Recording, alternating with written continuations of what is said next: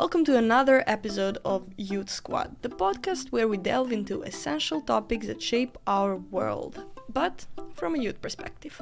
I'm your host, Maria, and today we have an incredibly important topic and timely discussion lined up. We'll be exploring the intersection of sex education and human rights, the two subjects that deeply impact individuals, communities, and society as a whole. To guide us through these crucial conversations, I have two amazing guests with me today, both from a non-governmental organization KOMPAS from Pančevo, Serbia, and both very well informed about the topic of sex education, with years of experience for comprehensive and inclusive approaches to these critical issues. They've been dealing with these topics for a long time. Welcome, Dusan and Diana. Thank you for being here. And first of all, I just want to ask you, how are you? Diana, you can go first. Thank you for inviting us to this podcast. I'm doing really well today. Thank you for asking. Thank you. I'm glad that you're doing well. Hello, everybody. My name is Dusan. And Maria, I would like to thank you so much, because I always get excited whenever I have to do something with you. And I was really excited when you invited us to have a conversation on the podcast. And I'm doing actually very well, even though I woke up really early and had million chores and tasks to do. But I'm pretty good. Yeah, Dusan put on the headphones, flew to another planet, and now he's just perfectly. Exactly. This is a whole new universe for me. Well, I'm glad that you're enjoying this as much as I am, and I really enjoy talking to, I knew Dusan from before, but I am sure that we'll have also a very fruitful discussion here. But although I do enjoy talking to you both, just so, for no specific reason, we actually do have a specific reason for our conversation today, and I'm really glad that our audience is also going to hear about the amazing things that you're doing within KOMPAS. But first, let's give sort of an introduction to, the intersection of, sex education and human rights in Serbia, but also in general. You were both dealing with this topic for a long time, and can you tell me, do these two elements intertwine, and how so? Yeah, for sure. I think they intertwine pretty much, and I think you cannot imagine sex ed without human rights.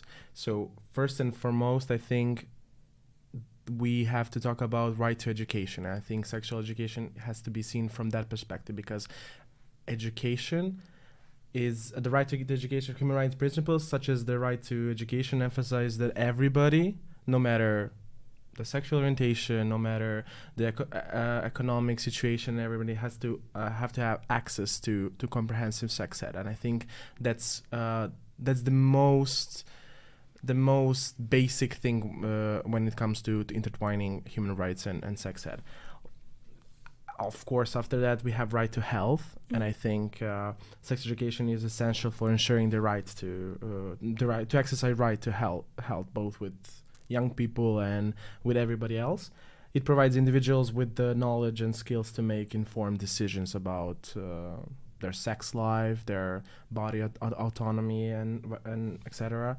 There's also right to information. Everybody deserves to have equal opportunity to have to access and have information regarding sex ed. Also prevention of the sexually transmitted diseases and etc. I think right information is also one of the most important ones. We cannot talk about sex ed if we don't talk about gender equality. That's very the human right principles promote gender equality, and sex education can challenge stereotypes regarding gender roles that we live in the society. If you have to add anything, then that's on the top of my head that I can talk about when it comes to intertwining those two. Basically, if you don't know what's happening with your body, with your bodily function, you can make informed decisions, which is sort of a manipulation. You don't have all the information that you need in order to act responsibly. Yeah, we are talking here about informed consent, which is somewhat of a medical term as well. And if individuals are not educated on their autonomy, their bodily functions, their sex organs. They could be, as you said, manipulated into doing stuff they wouldn't do otherwise if they knew about all these stuff. And that goes as well for medical procedures. In example, labiaplasty or surgeries that involve penis enlargements and stuff. So you could be severely harmed if you didn't know all about these stuff. So it is a human right to know. It is a human right to be educated, specifically on this topic. Yeah, for sure. And I mean, it works both ways. From what you just said, for me, like thinking about, you mentioned, Dusan, the stereotypes and the prejudices that exist, and definitely works both ways, because you as an individual, you are affected, by sex ed, because if you're informed, you're going to make informed decisions. Therefore, you can, actually give consent to certain things and not give consent to other things. But also, for example, if you're on the other side of it and you are someone who is not informed, but for example, about HIV and other sexual transmitted diseases, and you have this completely, shifted image about it and what it means, and what the contact with, for example, an HIV positive person means, it can actually lead to yeah, absolutely. I think usually if we talk about, especially like the norm, the majority of the population, which are like heterosexual people, they usually, when they think about unprotected sex, they usually think about the unwanted pregnancy. And I think, that's a big part of it. And I think that also Planned Parenthood is something that we all have to plan. The thing is, there is such a bigger concerns when it comes to unprotected sex than unwanted pregnancy. Yeah, this one is, I mean, it's a legitimate concern, but I think it's way more than that. I think when we talk about sex ed, it's usually like, oh, I don't know, especially when in schools, like in Serbia, there's no sexual education as such. It's usually through informal lectures. Education. There's no. Yeah, exactly. And on biology class, you have like anatomy, and that's usually more medical, and people. It doesn't cover the reality of the situation. Like, yeah, sure, I know where my frenulum is, or where my, I don't know, ovaries are and what do they produce. Yeah, exactly. I think as I think that's very important to know. I think it should be part of sexual education, but we need to focus more on the social side, social aspect. And social aspect is the one that that is reality. And yes, that's what I wanted to say exactly. The social aspect is way more impactful than the biological and medical side of sex ed. I really appreciate that you brought that up, because that's what I couldn't actually put in words while I was thinking about it. Yeah, it's because fine. It marginalizes communities and it affects someone's human rights based on someone else's ignorance to information, and maybe not even ignorance, but generally not being exposed to to pieces of information that you need in order to have a bigger picture. Yeah, people. I don't think people are as aware as I would like for them to be. Usually, people get aware when they catch like a disease or unwanted pregnancy, so or they go to Wikipedia to read as much and as also they can. I think we will talk about it in the next questions regarding the misinformations and stuff on the internet. But I think when you're not aware or educated regarding sex ed, you're more prone to like false information and actually panic and all that stuff. So yeah, it's very it's very real. And you're more prone to having biases against like certain people that caught some sexually transmitted infection. For example, we can see that in people who are living with HIV, how the uneducated population is discriminating against them on like everyday basis. But it goes to an extent that it is affecting their careers and access to medical procedures, Yeah, I absolutely agree. So Diana, you would say that it also like sexual education as a part of formal education and as in the realm of human rights, it also promotes individual freedom and empowerment. Of course, yeah. I would underline it a million times if I could. And so, I mean, what you mentioned, you tackled upon it, but what are the consequences of inadequate or restricted sex education in the realm of human rights, and especially for marginalized communities? You mentioned, the biases. We have, LGBTQ plus community, which is usually, unfortunately, described as promiscuous because of, the HIV pandemic that happened years ago. And, this stigma is still very present. And, do you think that having sexual education in that sphere and tackling upon those topics would also help those topics? Yeah, I'm smiling because we had this discussion for the last couple of months. If we talk about the Serbian situation on sex ed, I think we don't have any sex ed, and I think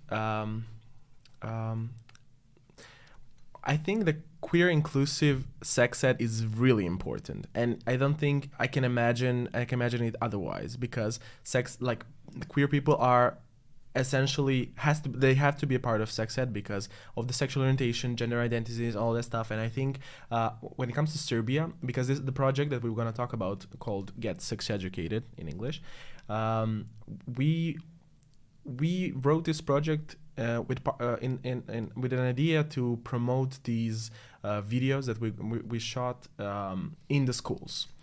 And we had a couple of situations when it came to sex ed literature, books, that when there was a situation for the Ministry of Education to actually involve sex ed, that there was a picture of two boys and two girls holding hands, and it was a scandalous thing in our country, and they just revoked it or something. And Diana and I, for the first season, because sex ed is a very, very huge topic, we conducted 10 episodes, but we didn't in the end we didn't conduct a specific episode in the first season regarding the queer question in that.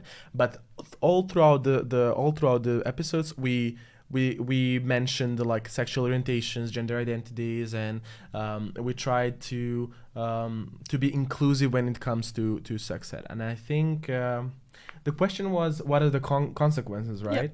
Yep. Well, let's put aside a queer question for a bit, and I will ask Diana to talk about the HPV thingy regarding the Serbian position. I think that's the most clear consequence of not having. I mean, obviously, I named the LGBTQ plus community just as an example. I will circle back to that. I think it's very important to know that. Yeah, but for now, I would like to talk about HPV, which is human papillomavirus. It is a huge problem for women and other people who have vulvas, who have cervixes. Because these viruses, specific types of these viruses, can cause cervical cancers. And Serbia is on the top of the list in Europe of incidence of high-risk HPV, as well as cervical cancers incidences, and as well deaths of cervical cancers. So what we see here is that the lack of sexual education lead to these horrible statistics that we are facing right now. And I would also like to add to that we do not have access to HPV vaccines for people older than 19 years. And up until last year, we didn't even have that covered for kids. So I think that this thing is also a consequence of not having a proper sexual education. And now that we have access to these vaccines for kids, we are again struggling because parents don't want their kids to get these vaccines and be promiscuous, get sterile, or whatever other things people think. Yeah, I mean, generally, I think the state of mind for most of the people in our region on vaccines is just a big no, and it's kind of this conspiracy theories on vaccines just arising. But when it comes to sex education, obviously, before HPV vaccine was free for at least that group of people, people weren't educated enough to understand why it's important to get it in the first place, and why would anyone put the money aside to do something that they don't even, there was also a financial obstacle regarding the taking HPV vaccine. Of course. That I think that was actually how much is I think it's 400 for one dose it's around 150 euros, and if you're older than 15 years of age, you have to get 3 doses for a full protection. So it is a great financial toll on anyone who's like a working class here in Serbia. And but we can see the examples of other countries that have available and free HPV vaccines, for example, Australia or New Zealand, where cervical cancers are basically now non-existent. Wow. So it is like a clear evidence what we could do if we invest in sexual education of kids and parents as well. And if the masses are educated, they can create the pressure on the institutions and decision makers to create better policies. Yeah, that's the thing, Erica. For sure we talk about sexual education in a school curriculum, but I think that intersectional education is very important, not just for the kids and pupils and students, but also for the parents and for also people who make decisions. I mean, if they're not educated, who's gonna make decisions to And I think, let me circle back to the queer topic regarding sex ed. I think as we talk about patriarchal society, such as in Serbia, I think most of the people when they think about sex ed, I think it's also a bit scandalous, a bit controversial, but it would pass if we talked about the regular sex ed, like that tackles topics of who that consider straight people, boys and girls and stuff. And I think that's very important, but also queer inclusive sex ed is really it's also a very important part of it. I don't think that Serbia is. I think that Serbia is ready for sex ed. And I don't want to say that it's not ready for queer inclusive, because if you're gonna do a sex ed, I think you should involve the reality hard to of avoid. It is, and it shouldn't be a void, because that's the reality. Let's talk about the social aspect of it. That's the reality. Like, you in your life, you're gonna stumble upon queer people, you're gonna stumble upon gay people, lesbian, trans people, and I think you should be educated in schools. It doesn't have to be something in details like, I don't know, anal sex or whatever, but I think it's very important to be aware, because if you're not aware, and if it's not even mentioned in schools, let alone, I mean, in sex ed, let alone in schools, I think it perpetuates stigma and discrimination towards the LGBT community. I think sex ed is the perfect subject in schools that could cover the topic of LGBT people. And if you take that away from sex ed, you literally just erase the existence of LGBT people in the school curriculum. And you allow for biases and stereotypes to continue spreading. Yeah. I mean, it's I thought that I lived in a circle, in a bubble, where at least my group of people and the group of people that I'm surrounded with is educated on basics of sex education and stuff. And then recently I had an interaction with not so close friend of mine, but an acquaintance that I know from different aspects. He's very active, and he's everywhere and well informed in general, but he wasn't informed on, for example, PrEP and PEP. As a mechanism for for preventing HIV. And I was like, dude, like how, and just made me think how sad it is that we don't have that as at least one semester of education where you're forced, because kids, when they're not educated, they usually feel uncomfortable with talking about whatever happens with their bodies, especially in teenage years.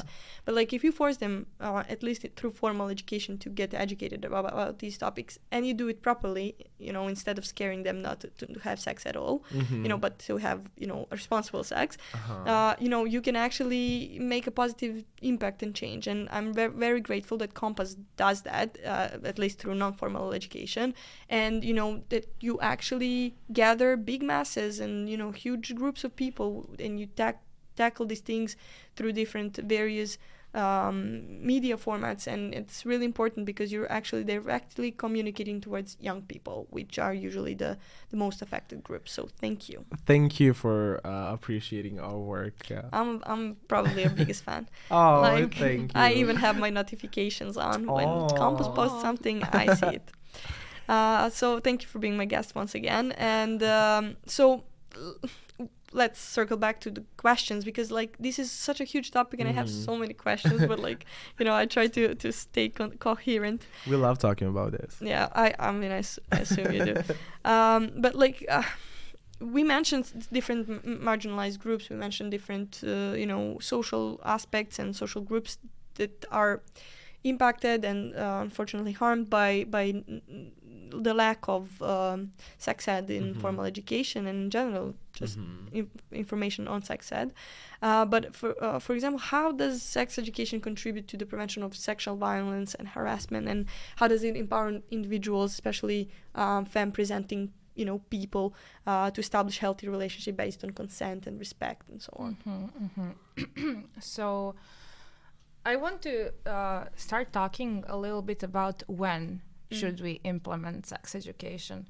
Like, in the talking with people, with my friends, with my family who support sexual education, they still have some type of like reservation when it comes to talking about these topics, and they are all like, okay, so if we are going to implement sexual education, it should be from the period when they are teenagers and they are becoming aware of their sexuality, and they start to investigate their own body. But I was always thinking that it is really smart to do it way earlier than that, since basically the toddler starts to recognize their reflection in the mirror. And why I am a huge advocate for early sexual education on the basic level is because of the right to consent. This topic is really dark, but children and small kids are really prone to manipulation, and there would be some people that would maybe take advantage of their innocence. And if they are not aware of their body parts, of their of the things that someone shouldn't do to them or that they shouldn't do, that puts them in a great area of danger. So the earlier we start with sexual education on the basic level, just the naming of the body parts, it is better for their mind to comprehend the idea of consent, of sexual consent. And this way we build trust with our kids.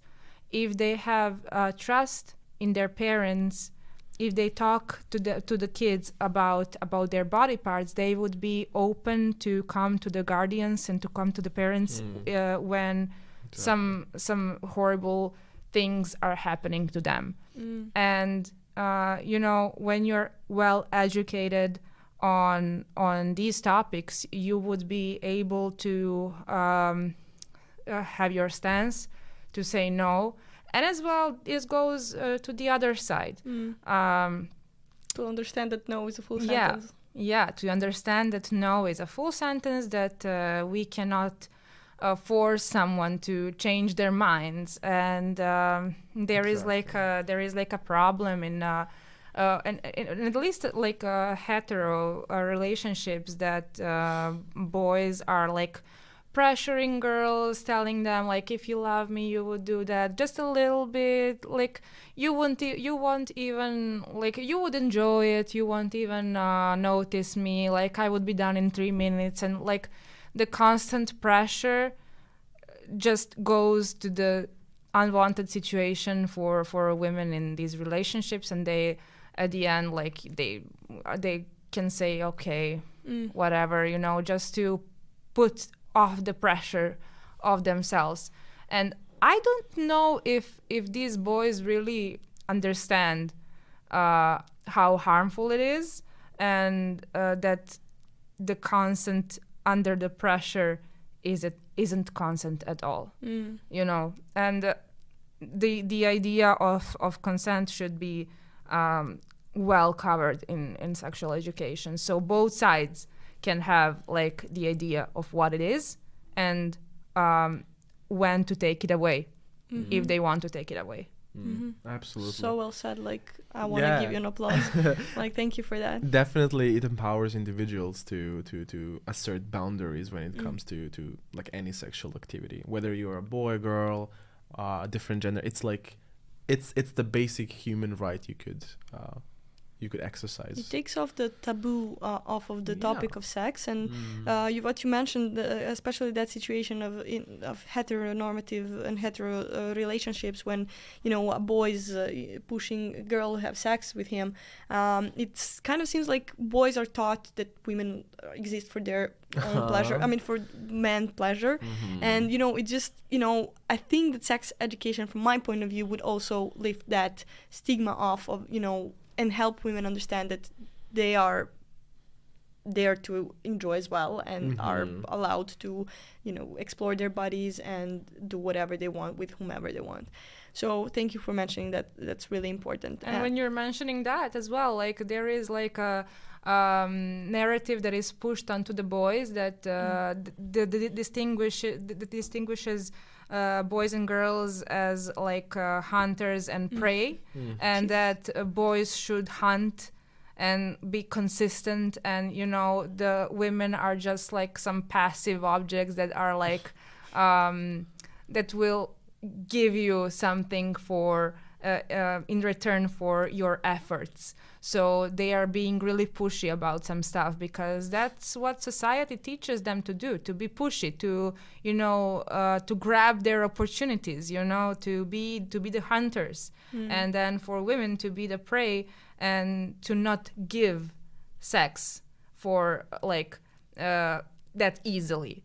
And because boys think that women shouldn't give sex easily, he will keep pushing until she gives him what he wants, and he thinks that she wants it also, but she's just playing hard to get. Yeah. There's also this saying in Serbian, which is like absolutely there's a lot of sayings. Yeah, but the one is like I'm gonna say it in English. The one who's pushy gets the sex, not the pretty one. It's just like I grew up with that, and I honestly, even when I was a child, I was like, it doesn't make sense. What the hell? Like, if you're gonna push somebody to like, it's not real. Like, it shouldn't be done.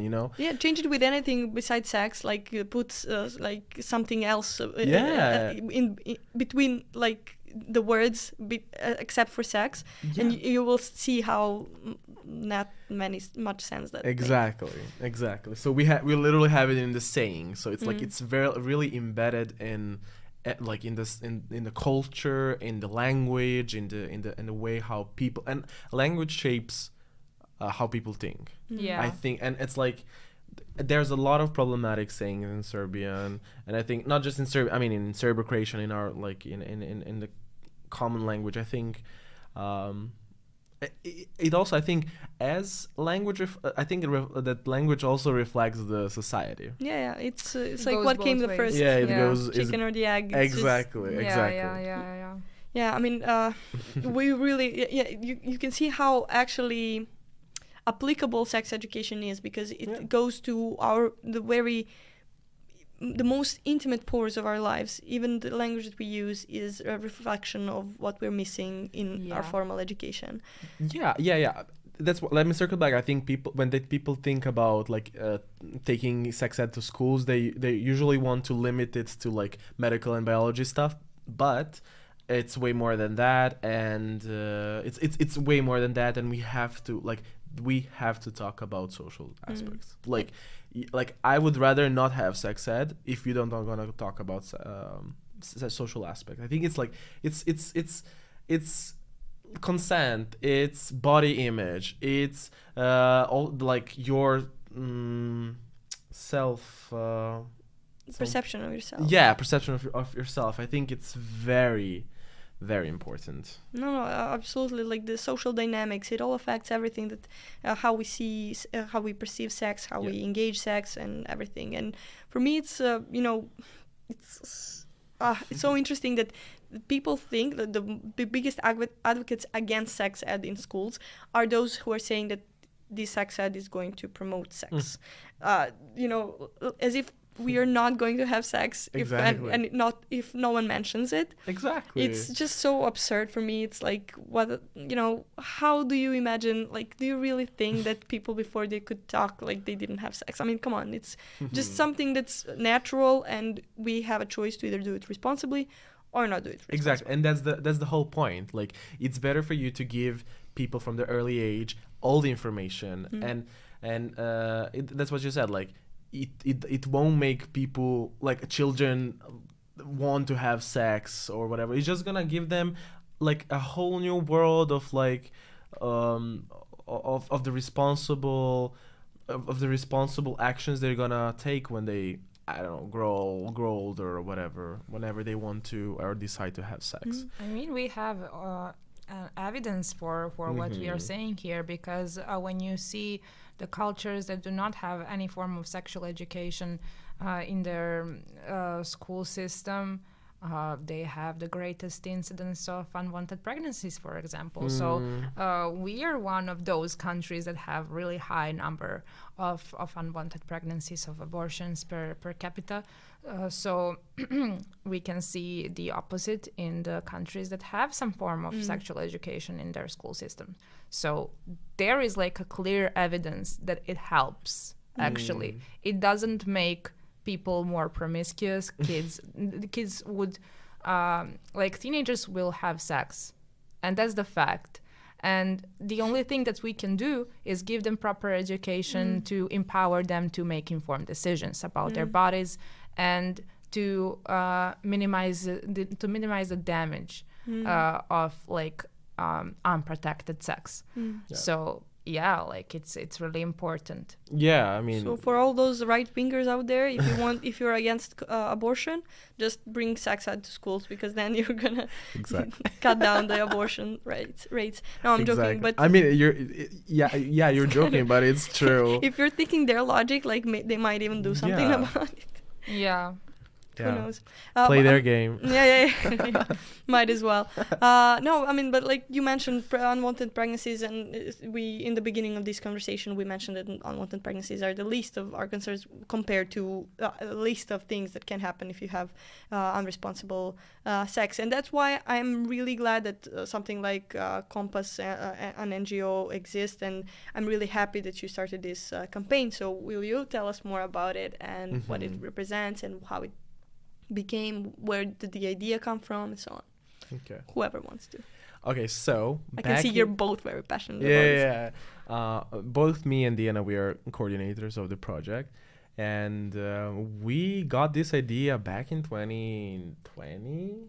Yeah, 2020. COVID era. Yeah. In the beginning of COVID. Yeah, so it was, the idea was impacted mostly by the COVID pandemic, because usually when our NGO program is peer education in high schools and primary schools, and when the schools were shut down because of the pandemic, we couldn't do our program. And we started thinking and brainstorming about the project that would bring the peer education to the masses, our target group, which are young people, and we actually came up with SDGYOU, or in English, Get Sex Educated. But we, for 3 years, we couldn't find anybody who's gonna everyone who's gonna give money for that. It was very frustrating, because of course there were other health priorities, and with the project applications and everything, but we didn't want to let it go, because we really recognize the importance of it. And yes, Kompas deals with primarily deals with HIV and AIDS prevention, but we wanted to, in Parental, it's a local organization, and we, except for the COVID pandemic, we also got this feeling that young people in our city are very informed when it comes to HIV prevention, because we do the workshops and the lectures, we conduct them every year. You also have guerrilla actions, I saw. Yeah, exactly, on the street. And I think whenever we come to the class to present the HIV prevention lecture, they were like, oh, we know this, we know this, we know that. And that actually really makes us happy, because we did something on a local level. But we wanted to we didn't want to stop there, and we wanted to widen the whole, exactly, to expand the whole topic. And we're like, why don't we do sex ed? Before that, we had a couple of experimental workshops on puberty with I think in primary schools, primary school, and one high school in Belgrade. We had experimental lectures about general sex ed, which was more based on talking about puberty and menstruation. But that just gave us the inspiration to move further and to talk about these topics in depth. So that was the idea. Once we got the budget, which was not a lot, but we made it work. Yeah, we made it work. We were very hyped, because we were we are waiting for this for so long. Let's effing do this. It's gonna be really good. And we worked on a visual identity. We worked on the scenarios for the script for the episodes and everything, and we shot it. And actually tomorrow we have the second part shooting of the 5 episodes. Yeah, so we really put our heart in it, because we recognize how impactful it's gonna be. And I think it was impactful. It is impactful.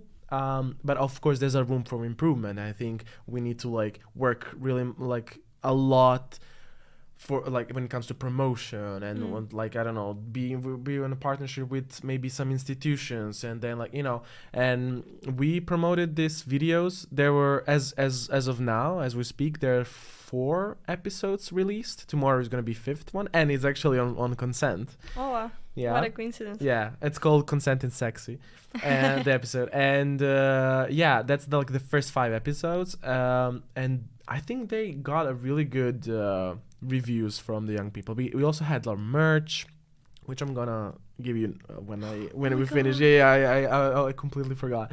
This just made my day. Yeah. Oh, you're welcome. And I think I'm very proud. Me personally, speaking personally, I think I'm really proud of this project. It's one of my favorite projects that I ever did. And likewise. Yeah, and it's really I like, okay, so because our NGO is local based, I always liked more to work with young people on the local level, because I can see the impact immediately, and how it's changed their life, and have their aha moments or whatever. And when it comes to SDGYOU, I think it has potential to not be just local. It has potential to be, of course, national and regional. Whoever speaks Serbo-Croatian, yeah. So nice. Yeah, that's my stance on it. We have plans for this project. It won't end on the first season. Exactly. And there's a lot of topics. Yeah, there is a lot to cover, and we will give our best to make it to the season 25. Exactly. Because you're gonna be the new friends. Exactly. That's it. It was really hard for us to decide which 10 topics we're gonna cover for the first season. Like we had a meeting and we're like, okay, so what 10 topics are the most important and basic to cover when it comes to sex ed? Yeah, basics of the basics. Yeah, and then we're like, okay, this and this, maybe like HIV, like condom usage, maybe, I don't know, consent. Then what we did, HPV, we did a lot, like all this stuff that are like essential. And for the next seasons, I think we already have a lot of ideas what we're gonna do. Maybe we're gonna do something differently, maybe we're gonna have more episodes. And it's so cool. I mean, you basically covered in your first season, you basically covered the questions that come up first during a conversation about sex ed. Exactly. And it is covered. Things that popped up during this conversation as well. Yeah, it's done in a pretty, how can I say, like relatable young way, because Gen Z. Yeah, Gen Z, because we are all, we are Gen Z, like we are the peers to the people we want to educate. And I think that's very the method you're doing it is very important. Like, the young people won't listen to you. Like, they won't, like, maybe the topic itself is really interesting, but they won't listen to you if you're gonna present it and do it PowerPoint presentation. Exactly. And we were like, okay, so video format is the best, TikTok, Instagram Reels, all that stuff. And then we come up with short episodes that are like, depends, like some are short, some are not, and like it depends on the topic, we cannot just like we cannot be done with a I don't know, consent episode in a minute, because it's a really big topic to cover. Yeah. Some episodes are a little longer, but it's just because the topics are really wide, and we would rather not do something than do it like poorly. Yeah. But, I know Diana is a social media communication manager or something, right? Yeah, chief communication. Yeah, there you go. That's the words I was looking for.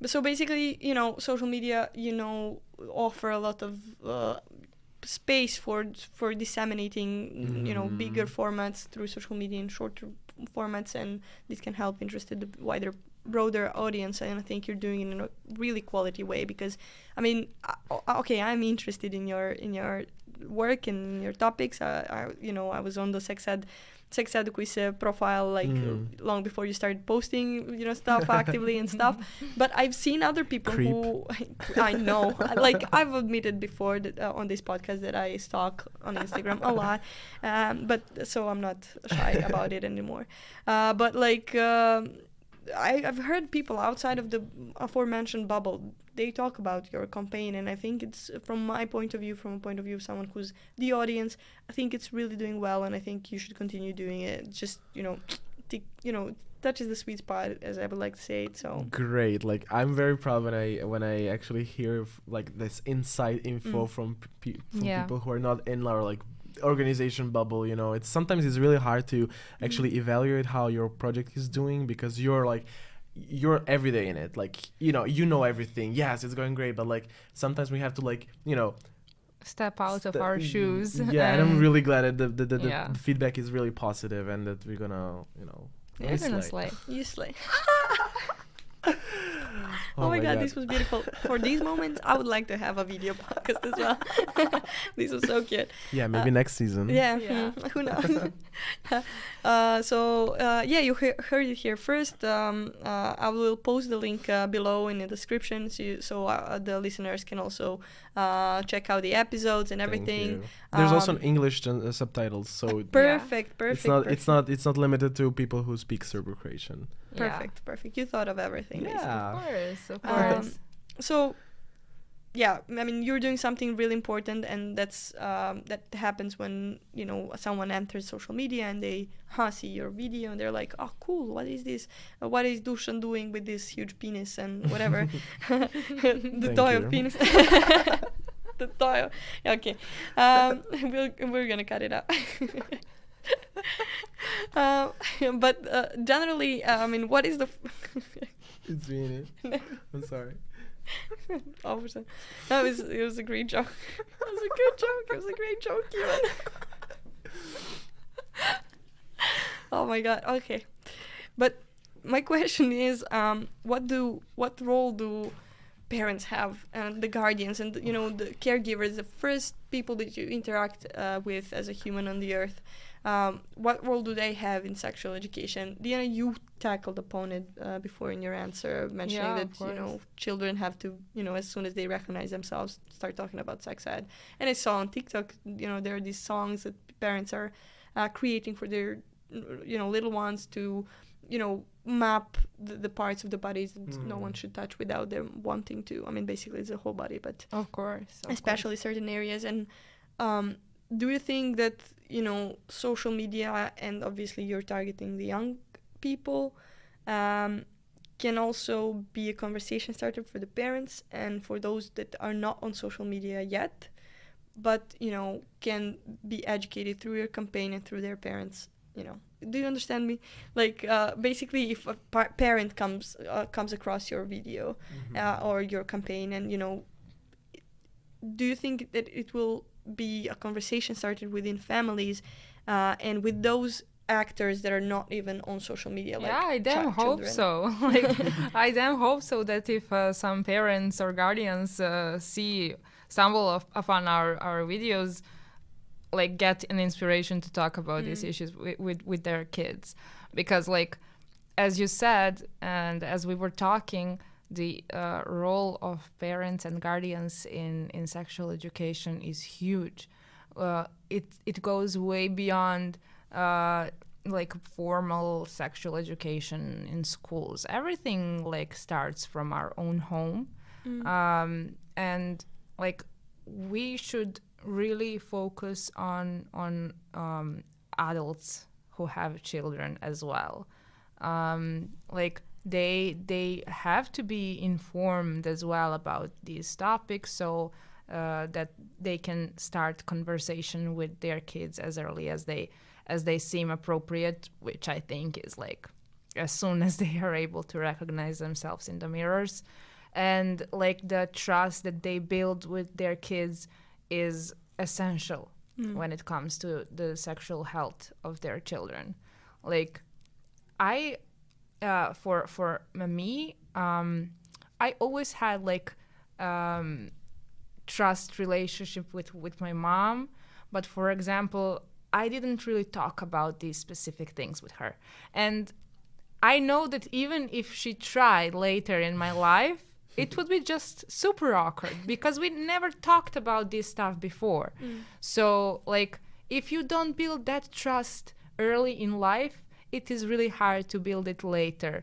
Even if you want to, even if you genuinely want to do that later, when, like, you're having a teenager and they are, like, really stubborn and they are, you know, rebellious, and they won't listen to you in that time. Like, so it's better to start talking about these things earlier and start building, like, this relationship of trust earlier, so that if your kid have a problem with anything, they can come to you as your trusted person, and they can, like, have a really, really good friend that they can, like, rely on in challenging situations.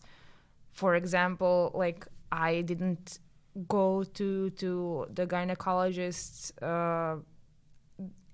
in the context of, like, my mother knowing that.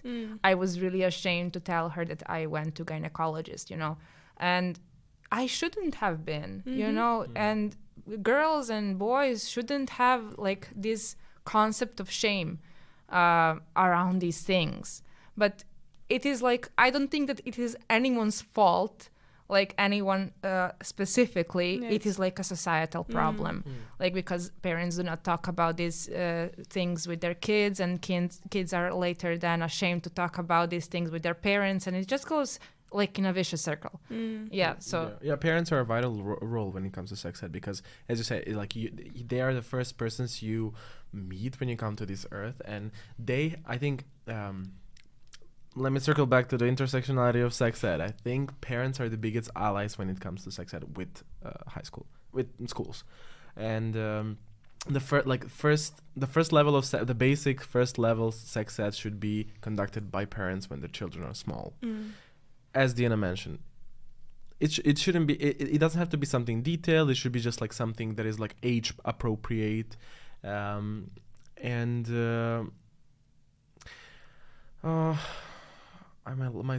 lost my thought, but I wanted to say something. When it comes to parents, okay. So I just restarted.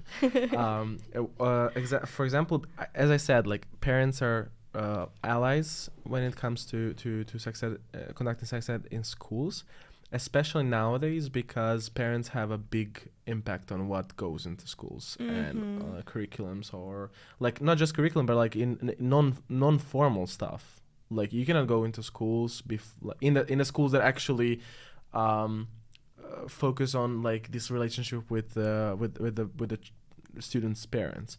There's like parents coalition, savjet roditelja. Yeah, parents coalition. Council of parents. Of parents. There's this council of parents in both in primary and secondary schools, and there was a situation with sex educus actually in Pančevo in one of the schools, and because we strategically chose like contact points from each school, like either like psychologists or professors or different people that are working there, to be like a contact point for like disseminating distributing and disseminating all these videos. And with this particular school, the psychologist, like she didn't want to do anything on her own, and she was like, there's like a procedure, we need to I have to see this with the council of parents as well as with the director of the school. And council of parents just like dismissed it. Completely. Like, they rejected it because they saw like one or two episodes, and they were like, no, we don't want this for our children. So I think parents are super critical when it comes to conducting sex ed and like taking sex ed to school. Like, just because they have that much power, that's another topic, but we need to educate them as well. It's not just like, going under the radar for their students. On a lot of levels, yes. And then as I mentioned at the beginning, when you educate the masses, the big groups of people, they can actually create the pressure and create policies and pressure decision makers to create policies and laws that are going to actually, positively impact us as individuals who are entering the educational system or just living our lives, minding our business. And, even if we are sexually educated, we can still be affected by someone else's not being educated enough on the topics. And we mentioned it in the beginning, actually, with marginalization of different groups where we don't perceive certain things as natural. We tend to put the distance between, and then we start distancing ourselves, and that's where the veil of stigma comes in, and the rest is history. And we've seen it so many times, and I don't understand how we're not moving from that same point. We're just tapping in at the same spot for a long time. But I think I mentioned it. This episode can be a drinking game, like drink every time I complimented you guys on the work that you do. But just I think that initiatives like this should exist more, and there should be more just generally more available to everyone. Because if someone is not on social media or is not following Kompas, for example, they still should as we mentioned in the very beginning, it's the right to information, it's the right to know. It's a really huge stone to carry by yourself, in a meaning by one single organization. And I'm not saying that Kompas is doing this only. I think there's a lot of initiation that tackle some part of sex ed, which is like Tampon Zona, for example, podcast, and they like other organizations, that feminist organizations actually conduct projects when it comes to menstruation and consent rights and all that stuff. But I do agree. I think Kompas covers only one specific target group, one method of work, of like disseminating the videos and everything. And as that is successful, I don't think it's enough. And I think it's a good starter to initiate something bigger to happen, or just to ask questions, or just to become curious. Yeah, exactly. And I think it's a first step. Yeah, but as we said, we cannot do anything without approval of the policymakers and parents and adults. And they may not have the access to right information, or they do not know the method of gathering trusted sources for their own education as well, and it is a big problem on the internet. Everybody have access to it. Everybody I mean, it is not a bad thing to have access to internet, but there is an ocean of false information there, and false information spread like the damn plague. So people are affected by them, and we also have to teach people how to search for right information, to how to differentiate between right and wrong, to critically think. That is also one of bigger challenges that we face in older generations, because they didn't grow up with internet as we are growing up with the internet. So they are more prone to false information. I don't say that us young people are not also prone to false information, but we grew up with it. We know how internet works more or less, so we can on the basic level differentiate between fake news and non-fake news. I do agree. I mean, I do agree with that. I think older people are more prone to false information. It's this thing of oh, my mom saw something on Facebook, and and if it's on Facebook, it's completely true, Yeah, but also, as you mentioned, with the false information with young people, yes, we're less prone, we have a lot of questions. We have a lot of questions both in Sex Advocacy and Kompas inbox. Yeah, and it's it's daily struggle. People, it's some questions are reasonable, but some questions are how can I say, it's a basic knowledge, and it just creates this proof of that people it doesn't, if it's basic for me, or if it's elementary for me, this knowledge, it doesn't have to be for other young people. That's very true. And sometimes it's this bubble of I'm educated on this topic, and I know, and I work with this topic and everything, but there are a lot of young people who actually they get scared when they have menstruation, or they I don't know, they get some spot on a penis, and they're like, oh my god, is this HIV? It's just all these situations that are somewhat funny, but in the same time they're really concerning, because if we had sex ed, they should be at least basically basic. They will have basic knowledge. They illustrate the challenges that we face, and that exactly. They illustrate the reasons, all the other reasons that why sex advocacy needs to exist. Yes. And so for the very end, I would just like you to maybe send a message to the youth that you're communicating towards, because from what I've heard from your stories is that, okay, you're targeting the young, but I perceive youngsters as the change makers, and this podcast is called Youth Squad, and maybe we can actually initiate a change through it, and invite the young people to break the vicious cycle that you mentioned, Diana, and to talk with their parents about it and de-taboo the whole sex ed topic, and actually communicate about basic things, because if you have a toothache, it's completely normal to complain about it to your parents, but once you have some weird rash down there, you're just like, oh my god, this is wholly my problem and no one else's. And if you're going to gynecologist, no one needs to know about it. Yeah. That's, like I would send a message to the young people to ask questions, to be loud about them too.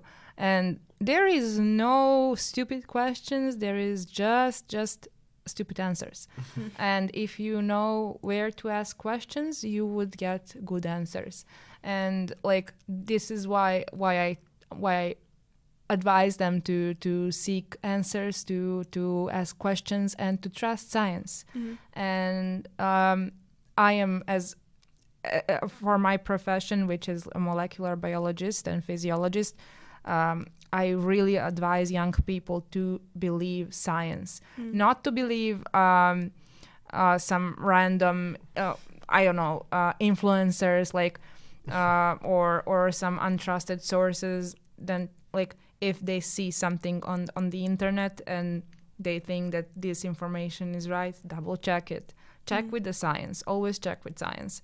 And at the end of the day, you have to trust something, and you choose what it is. And my advice is trust science. Trust science. Trust science. Oh, thank you. Okay, me personally. Okay, so I have a question. I have an advice for policy makers, but the thing is, I think, as we mentioned before, with the parents, because they're the biggest allies when it comes to conducting sex ed in schools. I think that if parents are not comfortable talking with this, I think if a young person is empowered enough, I think they need to initiate conversations with their parents, because from my experience, like this is also a very personal thing. Like not all young people are the same, and they shouldn't be the same. I remember when I was younger, like I never had problems of like talking about this with my mother usually, because I was in Kompas. I'm in Kompas since I was 16, and I always talked about it, like, oh, I'm going to the urologist. Oh, I have, I don't know, something down there or whatever. I never had this problem. But I think I will just repeat what Diana said. Like, it's really important to talk with your parents about this, because, and you also said it, if you have a toothache and you don't have a problem saying it, why do you have problem saying it if you have something down there?